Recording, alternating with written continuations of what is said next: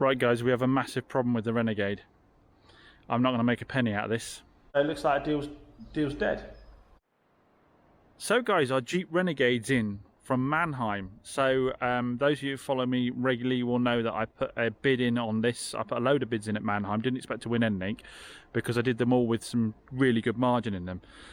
So for example, I think this one books at 9,800. And I put a bid of about 7,000 on it, I think, knowing I'd be around 7.5 when I won it. I didn't expect to win it. It was a grade 3, which obviously you get grades 1 to 5 and then ungraded, so it's higher up in the gradings. Done 50,000 miles on it. It said it had no history, so I took a big chance on it having no history as well. I just got a feeling that it was unlikely that it wouldn't have history. And it said it was to be confirmed, so I had a feeling by the time the car came out it may well be found. It was a big risk, but it paid off. So I actually won the car, didn't expect to. Paid Manheim to deliver it, which was fairly inexpensive because they drove it down. And I think all in I got in at 7.4 all in on it for something that's booking at 9.8 retail. Now I've had a good look around the car, and if this is a grade 3, God knows what a grade 1 is like, because I cannot find anything with it at all. The only thing I've been able to find, obviously it's still dirty from being driven down, is a little scuff there. Tiny little scuff there. Doesn't even go into the paint. But that is the only thing I can find on the car. Other than that, it is in fantastic condition, which is great, because I didn't want to have to be getting involved in painting this colour. Which I'm surprised. I put pictures out of it on Instagram and I got really positive feedback on it. Everybody thought it was a cracking colour. So yeah, most of the people I speak to have come by and seen it as well. Really like the colour. So yeah, I mean all the alloys are unmarked. There's no curbing at all on any of the alloys. They're in great condition. I say all the bodywork down the side is straight. All along here is in good nick. There's no scuffing and marking from loading the car up. Down this side of the car's in good nick. There might be a tiny, is there a tiny? You can't even see it if there is a ding there. I thought I caught something in my eye. It's all the tyres are good nick. Got loads of rubber on them. Can't remember what the MOT is on it. Inside, really good condition. Look at this. No wear really on any of the switch gear. We've got sat nav, cruise control, Bluetooth, electric windows all round, electric mirrors. Yeah, really nicely kitted out. You've got the Jeep logo over the seats there. All the back seats are in good nick.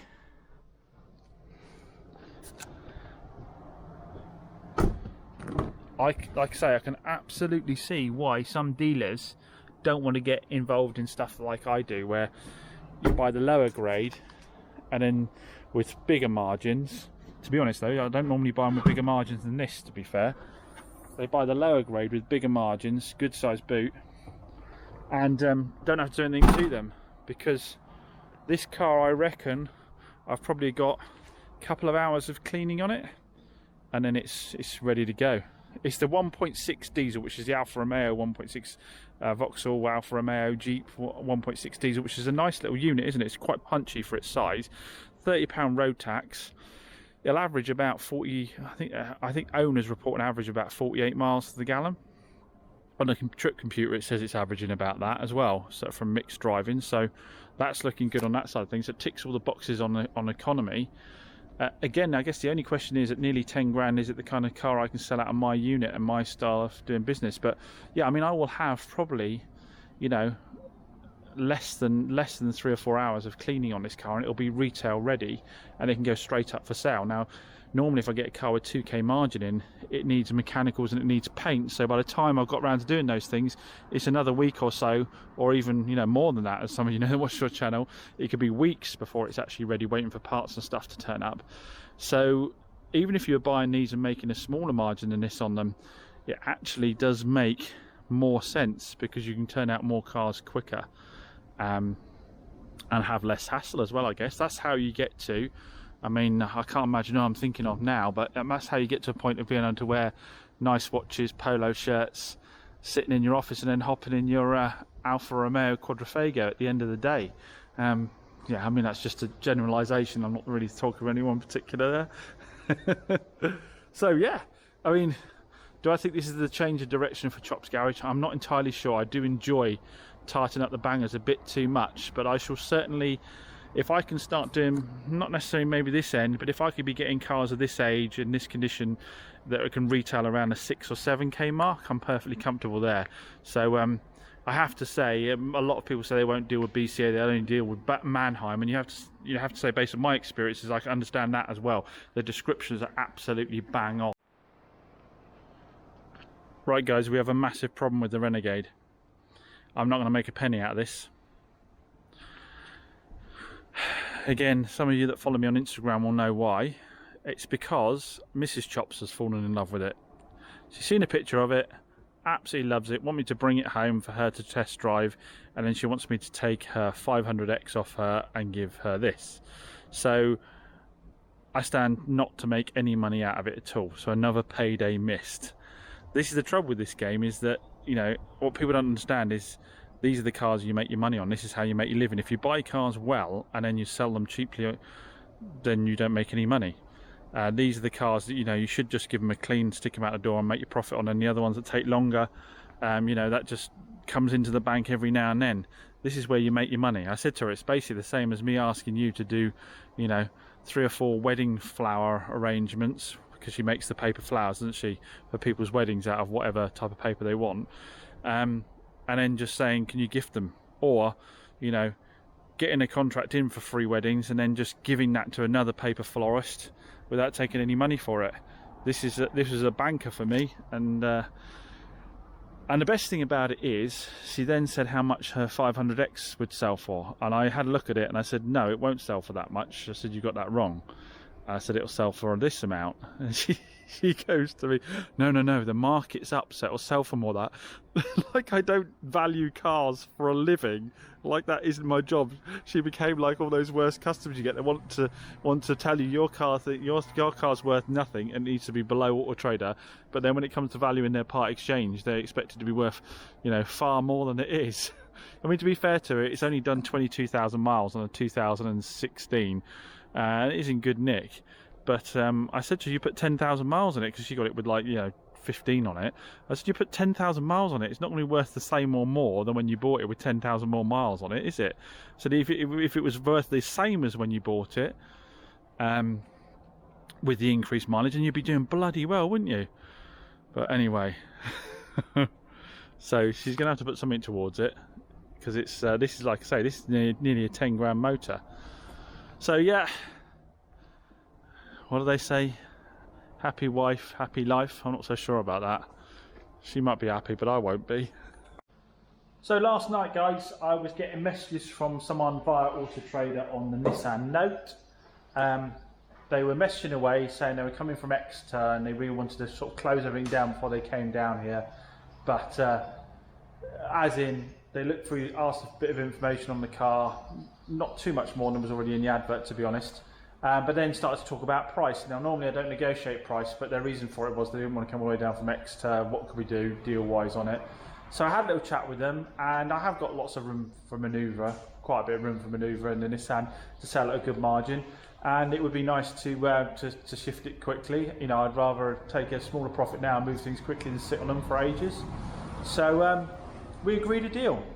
But before we agreed the deal, I said to the person, the lady, I said, the deal you get will be dependent on how you're going to pay and when you can come pick up the car. Because obviously if they're going to pay via debit card or credit card, I'm going to have fees. If they do a bank transfer, I'm not. And obviously, the quicker that space is freed up, the quicker I can move something else and make money. So speed's a big thing as well. Golden rule is don't normally negotiate at all. You know, don't negotiate on price unless someone's actually come down and seen your vehicle. But we agreed it, and she said, right, what I'm going to do is I'm going to do your bank transfer and I will be down with you by tomorrow, by 12 o'clock from Exeter, said, to pick up the car, if we can agree a price. So we like I say, we negotiated and agreed a price. It was only like 150 quid less. It's already under Auto Trader recommend. And as I said to the lady, I said at the end of the day, I've put brand new tyres on all round, which I didn't need to. I could have, you know, just left them on there, you know, to be advised to be replaced later on. and I service it, which a lot of dealers won't do at this price point, and I'm giving you a decent warranty period on it as well. 6-month warranty, not just a 3-month warranty. So I said I can take those things away and reduce the price even lower, but you know, at the end of the day, these are things that are going to save you money in the long run. So the deal was agreed. She said, right, okay, no problem at all, we'll be down tomorrow by 12. So I said, right, okay, if I can take your name and address, then I can send you an invoice over for a deposit so you can hold the car. Because obviously now things can happen here. I might not have had any interest early on in the day, but now later you can get a phone call in this business. That's the way it can work sometimes. People come along like buses. And then she said, yeah, no problem at all. She sent me across her name and address. This has all been done by email at this point. Sent her across the invoice. I got a message back from her later on saying, I might be in thick or something, but I can't see your bank details to do the transfer. So I sent her a screenshot of the invoice with an arrow down to the bottom point, bank details in the bottom, which I don't quite see how you'd miss them on the invoice, to be honest. Nobody's really ever had a problem with that before. So I sent that across, there you go. And then I just kept an eye on the bank account. And as of this morning at 9 o'clock, there was nothing. So 10 o'clock came, I emailed her back and said, did you have a problem making a transfer? Can you just confirm what time you're coming down to pick up the car? She gave no response at all. And I haven't been able to get hold of her since, had no communication with her since. And 12's come and gone, and I haven't seen her. So it looks like a deal's dead. And it's exactly this reason, guys, that so many dealers won't negotiate with you on price via email. Because they don't take people seriously that haven't come down and seen the car. Because people like that will, you know, they could be sending messages left, right and centre all over the place, looking at cars and trying to negotiate deals down. And it's just too easy to not turn up like she's done, or just bail on the deal. If you come down here and you test drive and you have a serious conversation about price, people are going to take you seriously because you're physically here ready to take the car away. Should have stuck to my guns and said we don't negotiate price with anybody that hasn't come and viewed the car. I would have saved myself a lot of time, because I came in this morning and gave this a quick wipe down as well to make sure that it was ultra clean, ready for arrival. I sat down and started to get paperwork together on the expectation that she would be true to her word. So yeah, time wasted there. And yeah, I mean, at the end of the day, it's part of the game, guys, so I'm not whinging about it too much, other than obviously doing it here for a bit of content. But I just wanted you to understand why, when it comes to a lot of people, you know, I know other channels where people talk about not wanting to deal with people unless they physically come down, they won't negotiate on price and so forth. People give them a little bit jip for it, but this is the reason, because you can only go by experience. And without a shadow of a doubt, these are all the scenarios that bail. I've never really had anyone via email who wanted to negotiate price first, or anybody over the telephone that said who wanted to negotiate price first that was serious. It seems to be the least serious people are the people that start with negotiations. And you see that on Marketplace as well, don't you? The people that are serious turn up and want to look at the car.